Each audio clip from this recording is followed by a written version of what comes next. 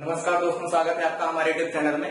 NDA net के syllabus में जो एक कविता है जिसका नाम है कुकुरमुत्ता, इसी पे आज हम चर्चा करेंगे, समीक्षा और विश्लेषण करेंगे और जानेंगे कि किस प्रकार से कुकुरमुत्ता जो है वह हिंदी साहित्य में अपनी अहम भूमिका का निर्वहन करता है। यानी प्रगतिवाद की स्थापना के रूप में जो 3-4-1-41 इस कविता का जो प्रकाशन जो संपूर्ण हुआ, यानी जो कविता का प्रकाशन के पहले जो निराला जी ने जो तिथि अंकित की है कुकुरमुत्ता के संस्करण में, तो वहां पे लिखा है 3-4-1941। यानी इससे यह कयास लगाया जा सकता है कि 3-4-1941 में इस कविता को पूर्णता प्राप्त हुई होगी, यह कविता कंप्लीट हुई होगी। तो इस प्रकार से हम कुकुरमुत्ता पे चर्चा करेंगे। कुकुरमुत्ता जो है इसमें 2 प्रतीकों का प्रयोग किया गया है और यह एक संपूर्ण जो कविता है यह एक स्वतंत्र पुस्तक के रूप में भी संपादित हुई। जो पहले संस्करण में इसकी कविता जो संपादित हुई उसमें कुछ और भी कविताएं थी, जिसमें 7 और कविताएं गरम पकौड़ी, मास्को डायग्लास जैसी कविताएं जो उसमें संकलित थी। यहाँ पे जो कविता कुकुरमुत्ता है इसमें कुकुरमुत्ता और गुलाब और कुकुरमुत्ता इन दोनों का जो संबोधन है और पूरी की पूरी जो कविता है वह उसकी शैली क्या है, उसकी शैली जो है एकालाप शैली है। एकालाप शैली यानी एकल आलाप होगा। यहाँ पे कविता का जो पूरा जो ग्रंथ गढ़ा गया है उसमें एकालाप शैली का प्रयोग किया गया है। यानी जो कुकुरमुत्ता है वह आप गुलाब के संबोधन में आपस में संवाद होता है, संवाद से ही कुछ यहाँ पे व्यंग्य प्रस्तुत किए गए हैं। दूसरी चीज जो हास्य और विनोद शैली इसमें मिलती है देखने को, हास्य विनोद शैली, यह भी विनोद, यह जो शैली है यह भी जो प्रारंभिकरण हुआ जो निराला जी की कविता है उसके प्रारंभ में इस शैली का भी यहाँ से प्रारंभ हो जाता है, हास्य विनोद शैली का प्रारंभ हो जाता है। इसके अतिरिक्त इसके अंतर्गत जो भाषा है, भाषा शैली है, वह तो हम आपको आगे चलते हुए बताते रहेंगे, लेकिन जो भाषा शैली है उससे भी हम यह जान सकते हैं कि निराला अपने ही मत के कवि थे, यानी अपने ही पंथ के कवि थे, नए मार्ग का अन्वेषण करने वाले कवि थे। वैसे तो राहों के अन्वेषी अंग्रेज जी के लिए कहा जाता है, परंतु अगर हम राहों के अन्वेषी निराला जी को भी कहें तो वह भी कहीं न कहीं न्याय संगत ही होगा। नए नए मार्गों का उदय करने वाले भाषा शैली की जब हम बात करेंगे तो अपनी कविता में कॉस्मोपॉलिटन, मेट्रोपॉलिटन, प्रोग्रेसिव जैसे अंग्रेजी शब्दों का प्रयोग कर रहे हैं। इसमें भाजियों जैसा, भाजी जो है यह बहुत ही ग्रामीण अंचल का शब्द है, इसका प्रयोग किया जा रहा है। और ये जो नवाब है यानी जो उर्दू के शब्द हैं इनका भी उन्होंने अपने संवाद में प्रयोग किया है। तो इस प्रकार से जैसे यहाँ पे कैपिटलिस्ट है, रंगो आप है, तो इस प्रकार के जो शब्दों का प्रयोग किया गया, सभी प्रकार की भाषाओं के शब्दों को मिला करके, अंग्रेजी भाषा को हिंदी के विरोधी भाषा से मिला करके जब शब्दों का प्रयोग किया जाता है तो इस प्रकार से जो एक शिल्प गढ़ा जाता है वह अपने आप में नवीन है। और इसी नवीनता की देन हमारे हास्य विनोद शैली और भाषा शैली और एकालाप शैली, तीनों ही शैलियों को नए आवरण में ढालने वाला या इनका प्रारंभिकरण करने वाले इनकी कविता कुकुरमुत्ता से ही हम यह संवाद देखने को मिलेगा। इसमें हमने 2 प्रकार के, यहाँ पे आपको 2 कलर दिख रहे होंगे। इस तरफ में हमने जो कविता है उसके कुछ उपविषय रखे हैं, उपविषय के माध्यम से हम समझाएंगे कि किस प्रकार से उसके रूप परिवर्तन होते हैं। यहाँ पे हमने कविता के कुछ अंश रखे हैं जिन कविता के अंशों के माध्यम से हम उसकी पूरी की पूरी समीक्षा करेंगे।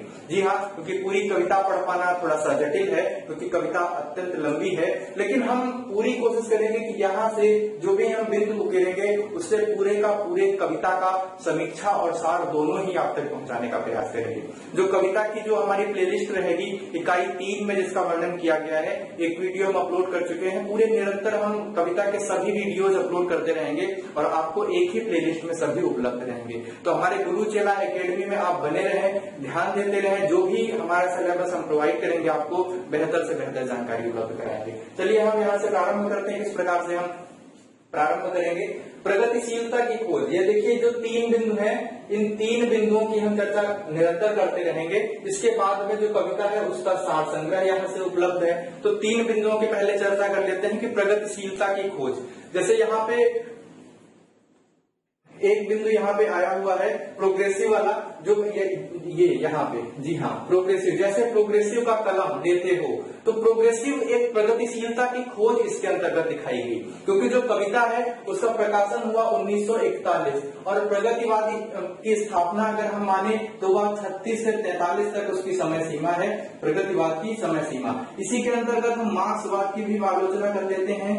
मार्क्सवाद जो कि पूंजीवाद का विरोध है, मार्क्सवादी परंपरा जो कि पूंजीवाद का विरोध है, यानी पूंजीवाद की भी यहाँ हम चर्चा कर लेते हैं, वह भी हमें इस कविता के अंतर्गत देखने को मिलेगा। जो शोषक और शोषित के बीच में जो द्वंद्व है, शोषित और शोषक, इन दोनों के बीच में जो द्वंद्व है यह भी इस कविता के अंतर्गत देखने को मिलेगा। तो जितने भी बिंदु हैं सभी हमने यहाँ पे आपको बता दिए, परंतु एक निश्चित गतिशीलता यहाँ पे देना कि यह कविता मार्क्सवादी विचारधारा से अनुप्राणित है, यह कविता प्रगतिशीलता से अनुप्राणित है, तो यह सिर्फ कथन अगर कहा जाए तो इस कविता के लिए न्याय नहीं होगा। मानी यहाँ पे क्या कह सकते हैं हम, इस कविता में भारतीय संस्कृति को भी उद्घाटित करने का प्रयास किया गया है, भारतीय अस्मिता को भी उद्घाटित करने का प्रयास किया गया है, जो भारतीय संवेदनाएं हैं वह भी यहाँ पे देखने को मिलेगी। जो इस प्रकार से कविता जो है सिर्फ और सिर्फ मार्क्सवादी कह देना, सिर्फ और सिर्फ प्रगतिशीलता की जो खोज कह देना, यह एक कथन अगर कहा जाए तो यह कविता को न्याय नहीं मिल पाएगा। यानी यह जो है यह अस्मिता बोध की कविता है, यहाँ पे बहुत सारे चित्र, बहुत सारे विषय उकेरने का प्रयास किया गया है। हाँ, ये कह सकते हैं कि मार्क्सवादी विचारधारा, पूंजीवादी का विरोध, शोषक और शोषित का परिवेश, इन सभी का उद्घाटन इस कविता के अंतर्गत किया गया है। चलिए हम प्रारंभ करते हैं कविता के कुछ और बिंदु। यहाँ पे प्रगतिशीलता की खोज हमने आपको बताई, इसके साथ साथ में उन्होंने कहा कि यथार्थ की काव्यात्मक परिणति। जी हाँ, यथार्थ की काव्यात्मक परिणति, जो कविता है वो एक एकालाप है और यथार्थ है, यानी एक तरीके का अगर गद्य कह दिया जाए तो गद्यनुमा कविता को भी, इसके शिल्प की अगर चर्चा करें तो गद्यनुमा कविता भी कह सकते हैं। कविता को लिखने के बाद लगभग 99 जो संशोधन है, 99 संशोधन कविता के शब्दों को लेकर के एक ही जगह या प्रयोग करना, जैसे यहाँ पे लिखा हुआ है कुकुरमुत्ता उगाया नहीं उगता, तो यहाँ पे ये उगाए है, ये उगाया हो जाता है, ये दोनों ही शब्दों का प्रयोग किया गया। तो कविता को इन्होंने दूधनाथ सिंह जी ने जो 1964 में 1966 में उसका जब संशोधन करते हैं, उसकी प्रति समीक्षा लिखते हैं, तो वह कहते हैं कि इस कविता के अंतर्गत लगभग 99 संशोधन किए, कहीं कहीं तारतम्यता भंग हो जाती है, कहीं कहीं उसका जो रसान्विति है वह कहीं कहीं भंग हो जाती है, कहीं कहीं वह अलग हो जाता है। तो इस प्रकार के संशोधन भी हमें कविता कुकुरमुत्ता के अंतर्गत देखने को मिलेंगे। तो इस प्रकार से पूरा का पूरा जो शिल्प है वह गद्यनुमा कविता को लेकर के लिखा गया है। यहाँ पे कोई भी कहानी नहीं है। देखिए, अगर यहाँ पे देखें हम तो यह कथा या कहानी, अगर इन दो बिंदुओं को हम देखें तो इस कविता के अंतर्गत ये नहीं है। किसी भी प्रकार की कथा, किसी भी प्रकार की कहानी का कोई का प्रयोग नहीं किया गया है।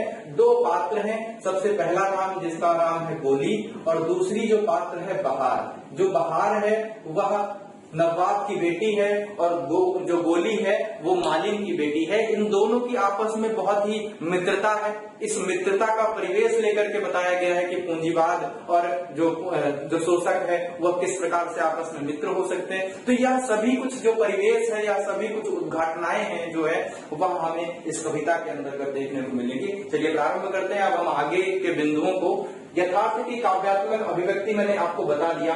अब सबसे बड़ी संवेदना जो है वो हम आपको बता दें, जो उपेक्षित का उन्नयन है। ये बहुत महत्वपूर्ण बिंदु है और कविता का सार यहीं से मिलेगा। उपेक्षित का उन्नयन, और ये मार्क्सवादी विचारधारा को भी धारण करने का प्रयास करते हैं। यहाँ पे उपेक्षित का उन्नयन, इसको हम कह सकते हैं सामान्य की प्रतिष्ठा। सामान्य की प्रतिष्ठा यानी जो सामान्य वर्ग है, सामान्य जनमानस है, यानी कुकुरमुत्ता है। कुकुरमुत्ता एक बहुत ही सामान्य है, जिसमें कविता में क्या कहा भी गया है कि वह बहुत ही बदबूदार हवा में, बहुत बदबूदार परिवेश में उस कुकुरमुत्ते का उदय होता है। तो वह बदबूदार परिवेश में रहने वाला कौन? सामान्य। और यह सामान्य जो है यह उपेक्षित है और इसी उपेक्षित का उन्नयन करने के लिए यहाँ पे बताया गया है, जैसा कि कविता के अंतिम बिंदु में कहते हैं कि कुकुरमुत्ता उगाए नहीं उगता, यानी सामान्य जो है सामान्य बनाया नहीं जाता, सामान्य अपने आप में ही सामान्य होता है। तो यह जो उपेक्षित का उन्नयन है, कविता के शीर्षक का अगर हम नाम दें तो कविता के शीर्षक में यहाँ पे हम इसके केंद्रीय भाव को ये कह सकते हैं कि सामान्य की प्रतिष्ठा इसके अंतर्गत की गई है, उपेक्षितों का उन्नयन किया गया है। जी हाँ, इसके बाद में फिर आगे के जो बिंदु हैं वो कविता के सार संग्रह को उद्घाटित करने का प्रयास करते हैं। इसके बाद में हम एक बिंदु और आपसे बतला लेते हैं। जो दूधनाथ सिंह जी हैं उन्होंने क्या कहा, कुकुरमुत्ता के संबोधन में अगर सेंट्रलाइज किया, अगर उन्होंने एक केंद्रीय भाव बतलाने का प्रयास किया तो वह क्या किया, यह हम आपको बता देते हैं। दूधनाथ सिंह के द्वारा एक कथन कहा गया जिसमें कहा उन्होंने कि कुकुरमुत्ता काव्य हर एक क्षेत्र में काव्य अभिजात्य से मुक्ति का संदेश है। जी हाँ, काव्य अभिजात्य हम यहाँ पे लिख देते हैं। कुकुरमुत्ता हर एक क्षेत्र में काव्य अभिजात्य से मुक्ति का संदेश है। ये जो अभिजात्य है इसी से मुक्ति का संदेश उन्होंने अपनी कविता के माध्यम से मूल भाव देने का प्रयास किया कि कुकुरमुत्ता में एक बार फिर से पढ़ता हूँ। दूधनाथ सिंह का कथन है कि कुकुरमुत्ता हर एक क्षेत्र में काव्य अभिजात्य से मुक्ति का संदेश है, जो कि इसके कथानक को गठित करता है। इसके बाद में हम चलते हैं। सबसे पहले बागवानी का वर्णन होता है। सबसे पहली जो पंक्ति है कुकुरमुत्ता की, एक थे नवाब फारस से मंगाए थे गुलाब। एक नवाब है, वह अपनी बागवानी में फूलों का जो प्रवाह करते हैं उसमें कहते हैं कि एक थे नवाब फारस से मंगाए थे गुलाब। ये जो कविता है, जैसे कि निराला जी ने कहा कि जो मुक्त छंद की कविता होती है उसको पढ़ने का एक ढंग होता है। अगर आप इस ढंग का प्रयोग करेंगे तो कविता बहुत बेहतर तरह से आपको समझ में आएगी। एक थे नवाब फारस से मंगाए थे गुलाब, और उसके बाद में फिर बागवानी का वर्णन होता है। वहां पे हर एक तरह के पुष्प हैं, हर एक तरह की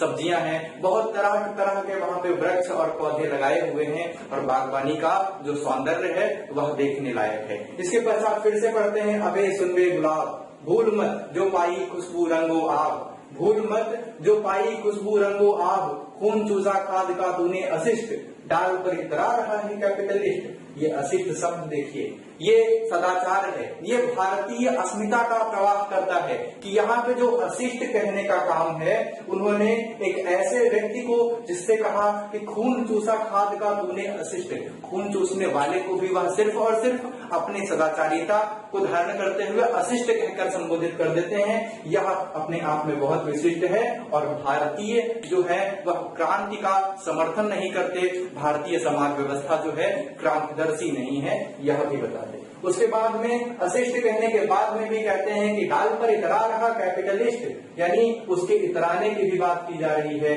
जो कि यह समाज व्यवस्था का वर्णन कर रहा है। यानी एक सामान्य वर्ग का जो दबा कुचला वर्ग है, जो आम आदमी है, हालांकि आम आदमी कहना विशेषीकृत हो जाएगा, आम आदमी है, उस आम आदमी की अगर हम बात करें, जो सामान्य मानव है, जो उपेक्षित है, वह अपने बहुत ही सदाचारीय संबोधन से प्रयोग करता है, सदाचार का संबोधन करता है, और सिर्फ अशिष्ट कह करके इस बड़े पूंजीवाद को, बड़े पूंजीवादी वर्ग को संबोधित करने का प्रयास करता है। और यहाँ पे इतराने के लिए उसके बाद में कहता है कि डाल पे इतरा रहा कैपिटलिस्ट। इसके बाद में फिर से कविता प्रारंभ होती है। अबे सुन रे गुलाब, जो पाई भूल मत, जो पाई खुशबू रंगो आब, खून चूसा खाद का तूने अशिष्ट, डाल पर इतरा रहा कैपिटलिस्ट। ये जो खाद का खून चूसना है, यह खून चूसना यही शोषित की अब यहाँ पे अभिव्यक्ति है। इसके बाद फिर से पढ़ते हैं। कलम मेरा नहीं लगता, मेरा जीवन आप जगता। यानी यह जो कलम लगाने की बात है, यह जो सामान्य वर्ग है, यह लगाने से नहीं लगता, यह अपने आप से जगता है। इसका जो जीवन है वह आप जगता है।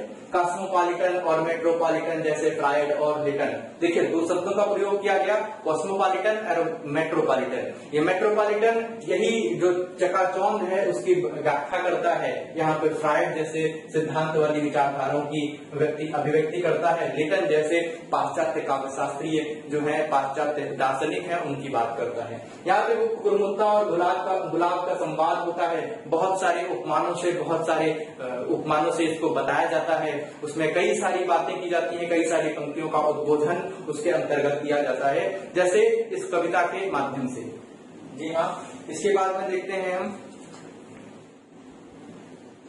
इसके बाद में फिर देखते हैं। काम भी मुझसे सधा है, शेर भी मुझसे गधा है। शेर भी मुझसे गधा है, काम भी मुझसे सधा है। ऐसी पंक्तियां भी इस काव्यात्मक स्फुटी में यहाँ पे बहुत ही रोचक हैं। इसके बाद में वह फिर से एक शब्द का प्रयोग करते हैं, जैसे प्रोग्रेसिव का कलम लेते हो रोका नहीं रुकता जोश का पारा। यदि अगर किसी जो प्रोग्रेसिव राइटर है, जो प्रगतिशील लेखक है, अगर उसके हाथ में कलम थमा दी जाए तो कहा जाता है कि रोका नहीं रुकता उसका जोश का पारा। और यह जोश का पारा है, यह कुकुरमुत्ते को भी संबोधित करता है, क्योंकि कुकुरमुत्ता जब बतलाने का प्रयास करता है, जब संवाद उसका गुलाब से होता रहता है और एकलाप होता रहता है, तो वह तरह तरह के उपमान, तरह तरह की जो बिंब है वह उकेरता रहता है और कहता रहता है कि शेर भी मुझसे गधा है, कहीं मुर्गी कहीं अंडे धूप खाते हुए कंडे हवा बदबू से मिला है। कहीं मुर्गी कहीं अंडे धूप खाते हुए कंडे हवा बदबू से मिला है। एक बहुत ही बढ़िया कंडे जो उपले होते हैं, जो गोबर से बनाए जाते हैं, उनका यहाँ पे वर्णन है। और इस प्रकार से ग्रामीण परिवेश, ग्रामीण अस्मिता, ग्रामीण बोध का भी इसमें देखने को, परिलक्षण देखने को मिलता है। फिर वह कहते हैं एक और तरह के जो महिलाएं हैं, जो गंवार महिलाएं हैं, गांव की ग्रामीण महिलाएं हैं, उनके बारे में फिर कथन, यानी जो हास्य और विनोद, इसकी हमने चर्चा की थी, यह हास्य और विनोद से भी इस कविता में बिंदु मिलते हैं। इसके बाद में देखते हैं, सामने कुछ औरतें भरती थी पानी, सिर पिटाई जैसे अड़गड़े में देखा मर्द को। यह उनके ग्रामीण अंचल को बोधित करता है। यहाँ पे फिर से देखते हैं पाश्चात्य से समदर्शिता। मैंने आपको बता दिया कि पाश्चात्य से किस प्रकार से समदर्शिता बतलाई गई है। इसके बाद में जो यहाँ पे फ्रायड, कॉस्मोपॉलिटन, मेट्रोपॉलिटन जैसे शब्दों का प्रयोग किया गया, यहाँ पे जो पाश्चात्य विद्वान है उनके माध्यम से इस कविता में नवीन उपमान करे गए। फिर से हम देखते हैं यहाँ पे बहार और बोली की मित्रता। ये जो बहार है वह बेटी है नवाब की, और जो बोली है यह मालिन की बेटी है। दोनों में ही आपस में बहुत ही घनिष्ठ मित्रता है। घनिष्ठ मित्रता यानी दोनों साथ साथ रहन सहन दोनों का होता है, दोनों का खान पान साथ होता है, दोनों ही बाग घूमने जाते हैं, और वहां ही जब बाग घूमने जाते हैं तो वहां ही एक गुलाब की ओर दृष्टिगोचर कर रही होती है ध्यान अपना, और दूसरे का जो ध्यान होता है वो कुकुरमुत्ते पर होता है। वहीं पर जब कुकुरमुत्ते को वह देखती है तो उसमें ही जो बहार है, यानी जो पूंजीवादी वर्ग है, जो यहाँ पे विशिष्ट वर्ग है, जो सामान्य वर्ग, यानी जो कुकुरमुत्ते पर उसका ध्यान जाता है, तब वहां पे बात होती है। और वह जो बोली है वह बताती है कि देखा जी भरकर गुलाब, हम खाएंगे कुकुरमुत्ते का कबाब। यानी जो बहार है वह बहार अपनी मनसा जाहिर करती है, यह कुकुरमुत्ता इतना स्वादिष्ट है, इतना बेहतर है, उसको सभी सब्जियों से में बेहतर बनाने का प्रयास करती है। भाजियों में जैसे वैसा, जैसे आदमियों में नवाब, भाजियों में वैसा जैसे आदमियों में नवाब। यानी उस कुकुरमुत्ते की अस्मिता का प्रतिष्ठापन किया जाता है, वही उपेक्षित का उन्नयन, जो कि उनके कविता का मूल उद्देश्य था, ये कुकुरमुत्ते का वैशिष्ट्य बताया जाता है इसी के माध्यम से। और वह एक बड़े स्तर पर, एक नवाब के लेवल पर जाकर के उस कुकुरमुत्ते की प्रतिष्ठा का स्थापन कर दिया जाता है। यह जो उद्देश्य है वह निराला जी का यहाँ पे सार्थक हो जाता है। इस कुकुरमुत्ते की बात जब हम करेंगे, कुकुरमुत्ता उगाए नहीं उगता, पहले हम यहाँ पे कुछ और बातें कर लेते हैं। भाजियों में वैसा जैसे आदमियों में नवाब, यानी जो कुकुरमुत्ता है, कुकुरमुत्ते की प्रतिष्ठा जब बोली बहार के सम्मुख जाहिर करती है तो वह भी अपना मनसा जाहिर करती है कि वह आज कुकुरमुत्ते की सब्जी खाएगी, और उसके बाद में वह गोली के साथ में उसके घर चली जाती है। सभी दासियों को वह झुठला देती है और उसके बाद में वह मालिन के घर जाती है, वहां पर उसकी वह गुणगान करती है, और वही गुणगान वह नवाब के पास सामने जाकर के करती है। और नवाब उसके बाद में अपनी मनसा जाहिर करता है और मालिक से कहता है कि जाओ तुम ताजे ताजे कुकुरमुत्ते लेकर के आओ। और वहीं पे फिर जब यह नवाब से कहा जाता, नवाब मालिक से कहता है, तब इस उद्घाटन इस बिंदु का होता है जिसमें कहा गया, फरमाए माफ खता कुकुरमुत्ता उगाया नहीं उगता। यानी जो सामान्य है वो उगाने से नहीं उगते, वो सामान्य है वो सामान्य रहते हैं, वह सामान्य अपने प्रारंभिकरण से ही होते हैं, उनको उगाया नहीं जा सकता, उनकी कलम नहीं लगती। जिस प्रकार से यहाँ पे कहा गया कि कलम मेरा नहीं लगता, मेरा जीवन आप जगता। इन सभी संबोधनों से अगर बताएं तो यहाँ पे मार्क्सवादी विचारधारा तो है ही, लेकिन भारतीय अस्मिता भी है, जो उद्देश्य है वह भी एक अपने आप में नवेला है, जो भाषा शैली है वह भी अपने आप में अनगढ़ है, और बहुत सारी ऐसी महत्वपूर्ण बातें हैं जो कुकुरमुत्ता के अंतर्गत हमें देखने को मिलेंगी। और कुकुरमुत्ता अपने आप में बहुत ही विशिष्ट काव्य है, जो उनके नवीन मार्गों को बतलाने का प्रयास करता है। यानी जो कुकुरमुत्ता जो कविता है, यह ये बताती है कि निराला अपने मतवाले व्यक्तित्व के कवि थे, अपने मतवाले अपने निराले भाव से, निराले स्वभाव से और निराले व्यक्तित्व से निराला कवित्व लिखने का प्रयास करते थे। तो इस प्रकार से निराला की इस कविता का हमने व्याख्यान दिया। बहुत सारी महत्वपूर्ण कविताएं हमें निराला जी की भी मिलेंगी, उन सभी की चर्चा करेंगे। हमारे चैनल पे आप बने रहें गुरु चेला एकेडमी में, और मैं प्रभात मिश्रा आपको इस तरह की महत्वपूर्ण जानकारी प्रदान करता रहूंगा। हमारे चैनल में आपका स्वागत है, बने रहें, ध्यान देते रहें, लाइक शेयर सब्सक्राइब अवश्य करते रहें, बेल आइकन दबाएंगे तो आपको हम नए नए नोटिफिकेशन अपडेट्स प्रोवाइड करते रहेंगे। नमस्कार।